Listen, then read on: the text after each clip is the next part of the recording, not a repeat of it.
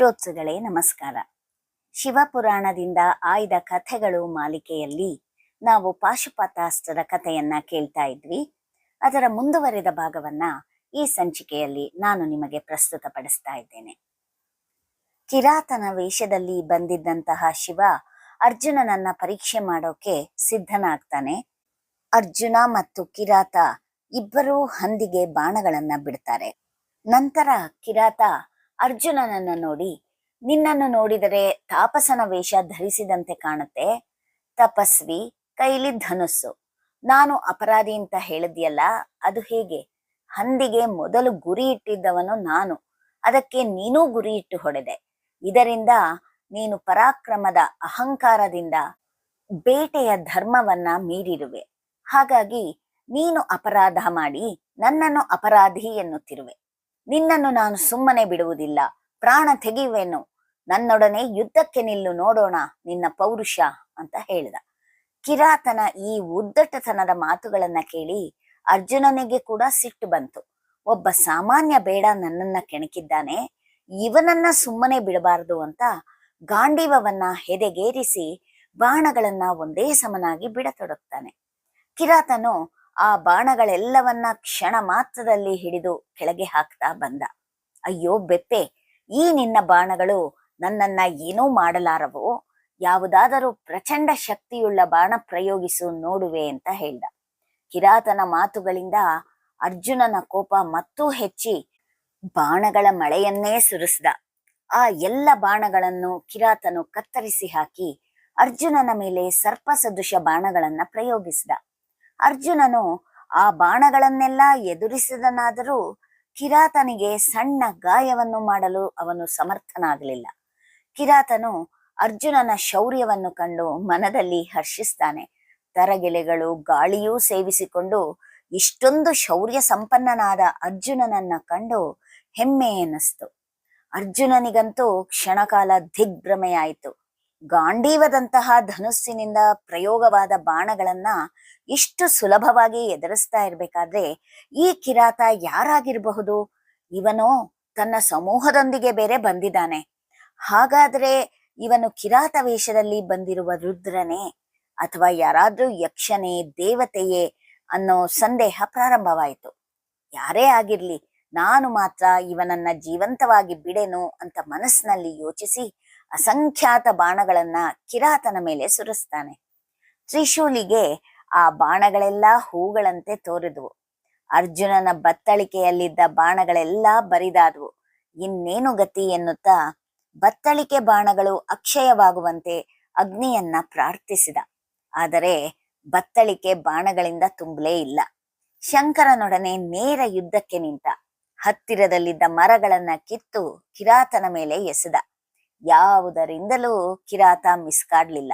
ಪರ್ವತದಂತೆ ಅಚಲನಾಗಿದ್ದ. ವಿಪರೀತ ಸಿಟ್ಟು ಬಂದು ಅರ್ಜುನ ತನ್ನ ಮುಷ್ಟಿಯಿಂದ ಕಿರಾತನ ತಲೆಗೆ ಬಡದ. ಕಿರಾತನೂ ಅರ್ಜುನನನ್ನ ತನ್ನ ಮುಷ್ಟಿಯಿಂದ ಅಪ್ಪಳಿಸಿದ. ದಿಕ್ಕು ತೋಚದೆ ಅರ್ಜುನ ಮುಷ್ಟಿ ಯುದ್ಧವನ್ನ ನಿಲ್ಲಿಸಿ ತನ್ನ ಬಾಹುಗಳಿಂದ ಶಂಕರನನ್ನ ಬಂಧಿಸ್ತಾನೆ. ಪ್ರತಿಯಾಗಿ ಕಿರಾತ ಕೂಡ ಅರ್ಜುನನನ್ನು ತನ್ನ ಬಾಹುಗಳಿಂದ ಬಂಧಿಸಿ ಉಸಿರಾಡಲು ಕೂಡ ಆಗದಂತೆ ಹಿಸುಕಿ ಬಿಡ್ತಾನೆ. ಅರ್ಜುನನ ದೇಹದ ಮೂಳೆಗಳೆಲ್ಲವೂ ಪುಡಿ ಪುಡಿಯಾದಂತಾಯಿತು.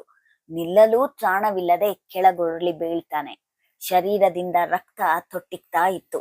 ಹೇ ಪರಮಾತ್ಮ ಶಂಕರ, ಇದ್ಯಾವ ಮಾಯೆನೋ ನಾನರಿಯೆ. ನಾನು ಯಾರಿಗೆ ಅಪಚಾರ ಮಾಡಿದ್ನೋ, ಯಾರ ವ್ರತಕ್ಕೆ ಭಂಗ ತಂದಿದ್ನೋ, ಯಾವ ಗುರು ಹಿರಿಯರನ್ನ ನೋಯಿಸಿದ್ದೀನೋ ಅಂತ ಚಿಂತಿಸಿ ಮಂಗಳಮೂರ್ತಿಯಾದ ಶಿವನನ್ನೇ ಪೂಜಿಸಿ ಅವನ ಅನುಗ್ರಹಕ್ಕೆ ಪಾತ್ರನಾಗಿ ಈ ಕಿರಾತಕನನ್ನ ಎದುರಿಸ್ತೇನೆ ಅಂದ್ಕೊಂಡು ನೆಲದ ಮಣ್ಣನ್ನು ಬಗೆದು ಪೀಠವನ್ನ ನಿರ್ಮಿಸಿ ಲಿಂಗಾಕಾರದ ಶಿವನನ್ನ ಕಲ್ಪಿಸಿ ಆ ಕಾಡಿನಲ್ಲಿ ಅಲ್ಲಿ ಇಲ್ಲಿ ಸಿಕ್ಕ ಹೂವುಗಳಿಂದ ಮಾಲೆ ಕಟ್ಟಿ ಲಿಂಗಕ್ಕೆ ಅರ್ಪಿಸಿ ಕೆಲ ಕಾಲ ಕಣ್ಣನ್ನ ಮುಚ್ಚಿ ಧ್ಯಾನ ಮಾಡ್ದ. ಬಳಿಕ ಕಣ್ತೆರೆದು ನೋಡಿದಾಗ ಶಿವಲಿಂಗದ ಮೇಲೆ ಅವನು ಹಾಕಿದ್ದ ಹೂಮಾಲೆ ಮಾಯವಾಗಿದ್ದು ಕಂಡು ಬಂತು. ಕೂಡಲೇ ಸುತ್ತ ನೋಡ್ದ. ಆ ಹೂಮಾಲೆ ಕಿರಾತನ ಕೊರಳನ್ನ ಅಲಂಕರಿಸಿತ್ತು. ಅರ್ಜುನನಿಗೆ ಬಂದಿರುವ ಕಿರಾತ ಯಾರೆಂಬುದು ಸ್ಪಷ್ಟವಾಗಿ ಹೋಯಿತು. ಪಕ್ಕದಲ್ಲಿರುವ ಸ್ತ್ರೀ ಸಾಕ್ಷಾತ್ ಗಿರಿಜೆ ಅನ್ನೋದು ಮನದಟ್ಟಾಯಿತು. ಅಯ್ಯೋ, ನಿಜ ಸಂಗತಿ ಅರಿಯದೆ ನಾನೆಂತಹ ಘೋರ ಅಪರಾಧವನ್ನ ಮಾಡಿಬಿಟ್ಟೆ, ಕ್ಷಮಿಸಬೇಕು ಶಂಕರ, ಗಿರಿಜಾವಲ್ಲಭ ಅಂತ ಸಾಷ್ಟಾಂಗ ಪ್ರಣಾಮವನ್ನ ಮಾಡ್ತಾನೆ. ಅದುವರೆಗೂ ಮಾಡಿದ್ದ ಯುದ್ಧದ ಶ್ರಮವೆಲ್ಲ ಹೊರಟು ಹೋಗಿತ್ತು. ಕಣ್ಣುಗಳಲ್ಲಿ ಆನಂದ ಭಾಷ್ಪ. ಶಂಕರನು ಅರ್ಜುನನ ಮೇಲೆ ಸುಪ್ರೀತನಾಗಿ, ಅರ್ಜುನ, ನಿನ್ನ ಅಪ್ರತಿಮ ಶೌರ್ಯ ಸಾಹಸಗಳನ್ನ ಕಂಡು ಪ್ರೀತನಾಗಿದ್ದೇನೆ. ನಿನ್ನ ಶೌರ್ಯ ಪರಾಕ್ರಮಗಳು ನನ್ನ ಪರಾಕ್ರಮಕ್ಕೆ ಸಮನಾಗಿಯೇ ಇದೆ. ನಿನ್ನ ತಪಸ್ಸಿಗೆ ಮೆಚ್ಚಿದ್ದೇನೆ.